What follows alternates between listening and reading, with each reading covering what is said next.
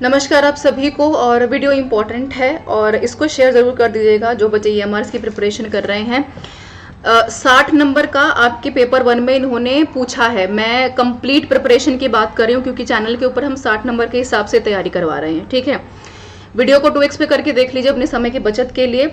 और ध्यान दीजिएगा जो मैं यहाँ पर बता रही हूँ उससे ज़्यादा आपसे नहीं पूछेंगे क्योंकि इन्होंने सब पूछ लिया है।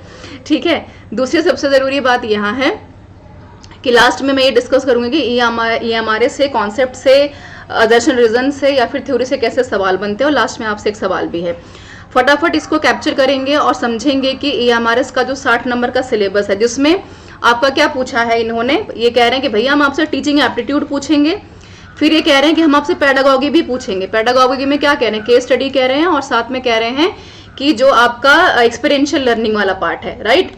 तीसरा कह रहे हैं कि डोमेन नॉलेज भी पूछेंगे ना। डोमेन का मतलब क्या है, जिस विषय से आप दे रहे हैं, चाहे TGT में, PGT में, नॉन टीचिंग से, डोमेन क्या है अभी बात करेंगे उसके बारे में। तो फटाफट इसको समझ लीजिए। 60 मार्क्स का है। थंबनेल के ऊपर काफी कुछ आपको क्लियर भी हो गया होगा। बाकी प्रिपरेशन तो आपकी चली रही है। चैनल के ऊपर भी कंप्लीट वीडियोस अवेलेबल हैं, कुछ भी आपको पे नहीं करना है। You can just do everything whatever you want to cover, right. हम तो सब करवा ही रहे हैं। 10 सेक्शंस में डिवाइड किया मैंने पूरे टीचिंग एप्टीट्यूड के सिलेबस को, डोमेन को, और यहाँ पर आपका जो case study and NEP and experiential learning है। ठीक है, कुल मिलाकर के 4 सेक्शन को 10 पार्ट्स में डिवाइड किया है, देख लीजिए।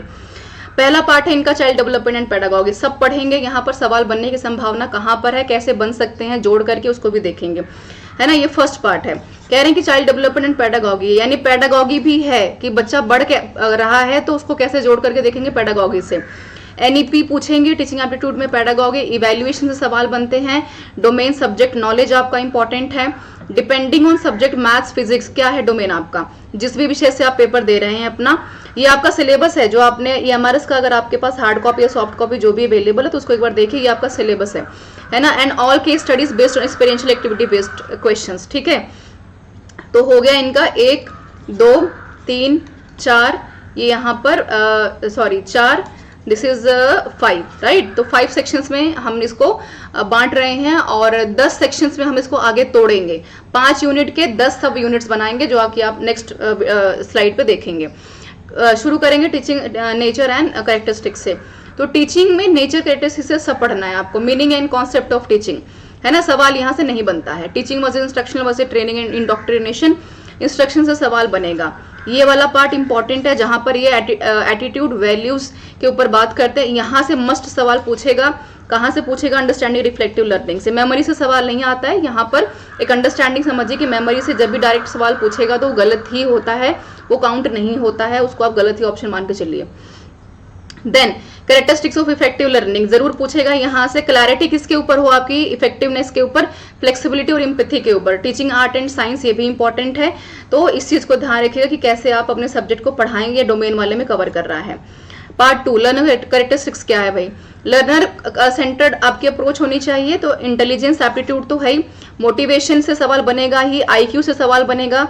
फैक्टर अफेक्टिंग क्या है कि कैसे आप बच्चे को पढ़ा रहे हैं, है ना, आपका क्या तरीका है पढ़ाने का। NEP को इसी के ऊपर फोकस है, इसीलिए इसको न्यूली इंट्रोड्यूस किया है। इसको मैं अलग से पढ़ाऊंगी, मैंने पढ़ा भी दिया है आपको फेज 1 वाले में, तो वहां से भी आप पूरा कवर कर पाएंगे, है ना। काइनेस्टिक, जिसमें हम अपनी हर एक कोऑर्डिनेशन का यूज करते हैं। मल्टीकल्चरल ट्राइबल कॉन्टेक्स्ट ऑफ, यहाँ से तो पूछेगा ही सवाल घुमा करके आपसे, चाहे वो डिप्राइव्ड शब्द का यूज कर ले, चाहे डिसेबल शब्द का यूज कर ले, चाहे वो इंक्लूसिव शब्द का यूज कर ले। ठीक है, नेक्स्ट देखिए लर्निंग प्रोसेस की बात करेंगे।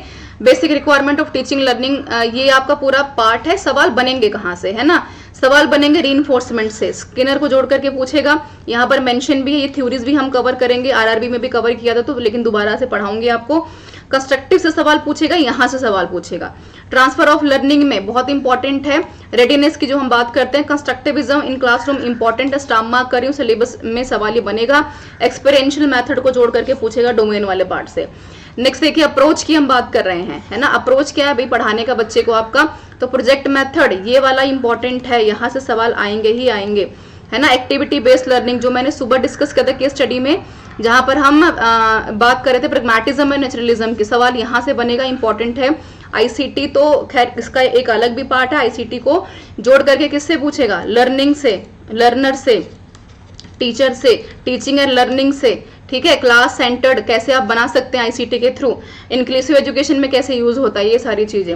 एड बहुत इंपॉर्टेंट, अगेन आईसीटी को जोड़ करके पूछ लिया, ये मैंने सारा कवर कराया है एजुकेशनल करंट अफेयर्स में फेज 1 में, तो वो वीडियोस भी देख लीजिए, मैं दोबारा भी कवर करा दूंगी। दीक्षा, स्वयं, मूक, ई पाठशाला, स्वयं प्रभा क्या है, या फिर कैसे जितनी भी मिनिस्ट्री ऑफ एजुकेशन की वेबसाइट है, एक ही वेबसाइट है, उसको कंप्लीटली विजिट कर लीजिए और देखिए वहां पर अभी प्रेजेंटली करंट में क्या कुछ चल रहा है। मैं अलग से भी इसके ऊपर बात करूंगी।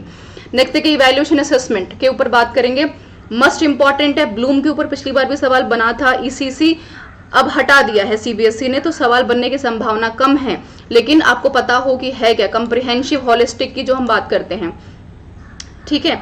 समेटिव से ज्यादा फोकस फॉर्मेटिव के ऊपर रहता है ना, जब हम सेक्शंस में डिवाइड करते हैं बच्चे को। क्राइटेरियन रेफरेंस, ये आपको केस स्टडी से जोड़ करके पूछेगा या रिसर्च वाले का पार्ट है, यहाँ से भी सवाल बनने की संभावना है, तो ध्यान रखिएगा। टीचिंग स्किल्स क्या है भैया, आपके लेसन के प्लान करना, एक्सप्लेन करना। क्वेश्चनिंग स्किल्स क्या है, कैसे बच्चे को एंगेज करोगे, कैसे सवाल पूछोगे, बच्चा को जो है सवाल पूछने की स्थिति में है। रिइंफोर्समेंट या स्टिमुलस कैसे काम करता है, फीडबैक मांगोगे कि नहीं मांगोगे, ये सारी चीजें माइक्रो टीचिंग और मैक्रो टीचिंग से कवर करता है। माइक्रो ज्यादा पूछता है, मैक्रो नहीं पूछता है। नेक्स्ट देखिए क्लासरूम मैनेजमेंट, यहाँ से जो सवाल बनने की पॉसिबिलिटी है वो है पार्टिसिपेटरी क्लासरूम से। इन्वायरमेंट कैसा है, जो जोड़ करके पूछेगा नेचुरलिज्म से, ठीक है। दैट्स इट यहाँ से। और टाइम मैनेजमेंट इन क्लासरूम बहुत कॉमन है, बट बहुत सवाल आने की संभावना कम है, पूछ भी सकता है तो मैथमेटिक्स वालों से पूछ सकता है। Professional role of a teacher बनने जा रहे हैं तो सवाल पूछेगा। एनसीटी इंपॉर्टेंट है, एनसीईआरटी भी इंपॉर्टेंट है, सीबीएसई इंपॉर्टेंट है, पिछली बार हेडक्वार्टर पूछ लिया था, अध्यक्ष पूछ लिया था। सिटीजनशिप कैसे काम करता है, डेमोक्रेसी से जोड़ करके पूछेगा। सस्टेनेबल डेवलपमेंट ध्यान रखिएगा। 17 गोल्स जो हमारे हैं, एजुकेशन का कौन सा पार्ट है, करंट से जोड़ करके पूछेगा। गाइडेंस एंड काउंसलिंग इंपॉर्टेंट है, यहाँ से सवाल बना भी था पिछली बार, ध्यान रखिएगा। ये अलग टॉपिक है, अलग ही इसके ऊपर काम करने की जरूरत है। आरआरबी वाले में मैंने पूरा नोट्स आपको दिया था, दोबारा से प्रोवाइड करा दूंगी, है ना। कंटेम्प्रेरी कंसर्न इन एजुकेशन, ये तो अपने आप में एक टॉपिक है, 10 नंबर का सवाल यहाँ से घुमा के पूछा था।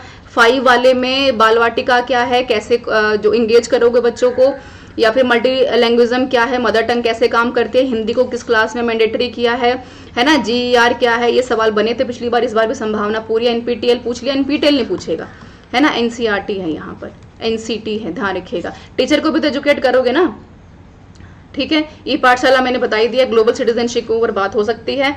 एंड अब ये हमारे इसमें सवाल बने कहाँ थे पिछली बार, कॉन्सेप्ट से सवाल कहाँ से बन सकते हैं, टीचिंग के लेवल से, मेमोरी अंडरस्टैंडिंग, ब्लूम की थ्योरी से, एप्लीकेशन यानी केस स्टडी से बना के पूछेगा, आईसीटी से जोड़ करके पूछेगा, आपके डोमेन से जोड़ करके पूछेगा। पेडागोगिकल मेथड क्या है भाई, क्लासरूम में बच्चे को कैसे पढ़ा रहे हैं, उसका personality development, motivation, learning, constructivism, ये सारी चीजें। असर्शन रीजन से जो इंपॉर्टेंट है, इवैल्यूएशन अगेन इंपॉर्टेंट है। फॉर्मेटिव से सवाल 500% पूछेगा, कोई पॉसिबिलिटी है ही नहीं कि छोड़ दे इसको। समेटिव और फॉर्मेटिव में डिफरेंशिएशन पूछ सकता है। अगेन माइक्रो टीचिंग इंपॉर्टेंट है। रोल ऑफ अ टीचर से ज्यादा इंपॉर्टेंट है टीचिंग, टीचर टीचिंग कैसे करता है लर्नर के लिए, राइट, तो ये इंपॉर्टेंट है। केस स्टडी से सवाल है आपका, जो कि मैं उम्मीद करती हूँ कि आपको आता हो। मैं हिंदी में पढ़ देती हूँ, इंग्लिश में इन्होंने लिखा है। कह रहे हैं कि एक टीचर है जो कि one of her tribal student, very shy, and Hindi दोनों में पढ़ देती हूँ, इंग्लिश में। Hesitate to participate in classroom discussion as per inclusive pedagogy, inclusive समावेशी विकास, इक्वालिटी, है ना। बेस्ट स्ट्रेटेजी क्या है कि एक बच्चा है क्लास में जो कि हेजिटेट है, सवाल नहीं पूछ पा रहा है, तो यहाँ पर इंक्लूसिव पेडागोगी में जहां पर हम बात करें कि बच्चे को एक धारा में लेकर के आएंगे, किसी भी कल्चर से, किसी भी समाज से, किसी भी जात से, किसी भी धर्म से, वो फर्क नहीं पड़ता है। फोकस किसके ऊपर है, उसकी लर्निंग के ऊपर, उसकी पर्सनालिटी डेवलपमेंट के ऊपर, है ना। तो क्या काम करोगे, इग्नोर करोगे बच्चे को, बिल्कुल नहीं, तो गलती है। असेसिंग रिपीटमेंट, मेमोराइजेशन, मैंने पहले भी कहा कि सवाल अगर यहाँ से आता तो गलत हो जाएगा। पनिश कर नहीं कर सकते, ये तो अपने आप में इलीगल है, तो सी वाला ऑप्शन सही है। इनकरेज करोगे ना बेटा, कोई बात नहीं, पूछो, कोई दिक्कत नहीं है। स्कैफोल्डिंग के ऊपर बात है कि थोड़ा सा पुश करो, ये स्कैफोल्डिंग किसका है, ये वाइगोस्की का है। वाइगोस्की क्या कहते हैं कि सोशल डेवलपमेंट इंपॉर्टेंट है बच्चे का, कैसे होता है, through the help of language. Language को कौन फॉलो कर रहा है, चोमस्की की बात यहाँ पर हो रही है। माफ कीजिएगा, राइटिंग बहुत अच्छी नहीं है, मैं बहुत जल्दी में आपको बता रही हूँ ताकि आपका समय बचे और हम जो है वापस से गेट टू द वर्क हो सकें। और ध्यान रखिएगा वाइगॉस्की का स्कैफोल्डिंग तो पूछेगा, एमकेओ पूछेगा।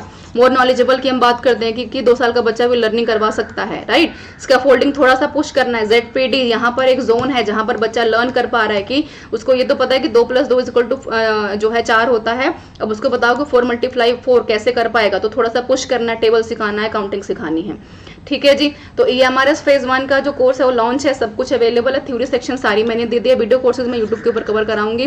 No need to worry everyone. And unlimited test है, सोल्यूशंस है 149 में, इससे ज़्यादा की उम्मीद आप नहीं कर सकते, जहाँ पर 5 से 6 सेक्शन में सब कुछ मैंने दे दिया। हिंदी का सारा नोट्स अवेलेबल है रीजनल वालों के लिए भी, और जो नॉर्मली हिंदी का पेपर देंगे। एंड ये आप देख सकते हैं नेक्स्ट मंथ में यूपी डिजिटी विजिटी हो रहा है, तो उसको भी देख लीजिए, ये भी आपके लिए काफ़ी फायदेमंद है। ये हमारे हिस्ट्री का मैं कोर्स लॉन्च करूंगी आने वाले 2 से 3 दिन में, तो ध्यान रखिएगा। DSSS भी नेक्स्ट टू नेक्स्ट मंथ में होने की संभावना है, और ये भी कोर्स आपका लॉन्च हो चुका है। इसकी PDF मिलेगी टेलीग्राम से, इसको डाउनलोड करके रख लीजिए ताकि आपको दिक्कत ना हो। जैसे जैसे मैंने एक्सप्लेन किया, मैं सारी चीज़ें आपको 1 to 1 कवर कराऊंगी। And don't forget to download the app everyone from Play Store, जहाँ से आपको सारा कंटेंट अवेलेबल हो रहा है। And don't forget to check it out the content, and don't forget to visit the channel everyone। EMRS 2.0 नाम से playlist मैंने लगा दी है वहाँ पे, जहाँ मैं वीडियोस डे टू डे डाल रही हूँ। डेली बेसिस पे 11 बजे और 4 बजे और 9 बजे वीडियोस आपको मिल रही हैं। Thank you so much everyone for your time. मिलते हैं नेक्स्ट वीडियो में कुछ यूजफुल कंटेंट के साथ। बने रहिए बेट द कॉम्पिटिशन के साथ।